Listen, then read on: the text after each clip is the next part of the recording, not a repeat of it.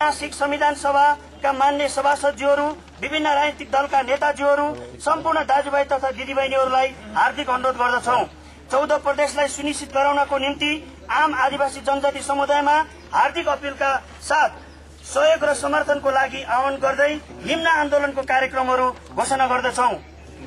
पहिलो चरणको आन्दोलनको कार्यक्रम 3 ठूला दल एकीकृत नेकपा माओवादी, नेकपा एमाले, नेपाली कांग्रेस पार्टी प्रमुखहरूलाई प्रस्तावित 14 प्रदेशलाई सुनिश्चित गराउनको निम्ति दबाव स्वरूप ज्ञापन पत्र दिने। 2 तीन ठूला दलले हाल छलफलमा ल्याएको 6, 7 र 10 प्रदेशको खाकालाई अस्वीकार गर्न आदिवासी जनजाति संघ संस्था र सरकारवाला सबैलाई आह्वान गर्ने। 3 2069 साल वैशाख 22 गते तातोपानी नाका बन्द गर्ने।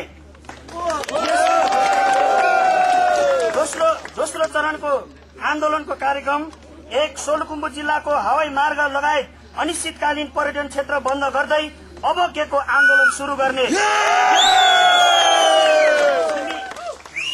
छिमी डमडुल लामा अध्यक्ष, हिमाली भोट लामा मुक्ति मोर्चा, मानवेदी। धन्यवाद।